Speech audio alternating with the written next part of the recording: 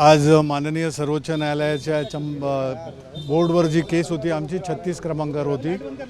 Cases येत गेल्या. आम्हाला अपेक्षा होती दुपारनंतर लागलीच आमची केस बोर्डवर येईल आणि आर्ग्युमेंट सुरू होतील, परंतु काही बार काउन्सिलच्या सुनावणीमध्ये भरपूर वेळ गेला.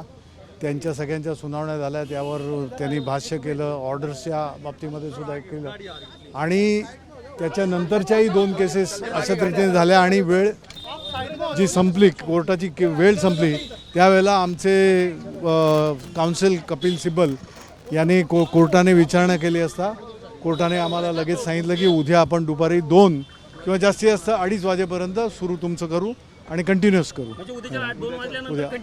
उद्या 2 वाजल्यानंतर युक्तिवाद आपल्या बाजूने कपिल सिब्बल साहेब करतील, कामत साहेब करतील, जे आता ज्या कोर्टामध्ये राहील त्याप्रमाणे. आज खरं तर खूप तयारी करून कपिल सिब्बल 2 वाजल्यापासून बसले. तयारी ही सारखी करावीच लागते आणि तयारी करूनच काउन्सिल येत असते. पण कोर्टाची जी गती होती त्यानुसार असं वाटत होतं की प्रकरण येऊ शकेल, सुनावणी होईल. दुपारच्या वेळेला असं वाटलं होतं, कारण 20 वगैरे नंबर होऊन गेले होते, परंतु काही प्रकरणं बार काउन्सिल ऑफ इंडियाचे जी काही होते त्या बाबतीमध्ये खूप वेळ गेला. डिजिटल अरेस्टच्या बाबतीमध्ये सुद्धा बराच वेळ गेला आणि त्यामुळे उद्या पूर्ण होईल अपेक्षा आहे. उद्या होईल.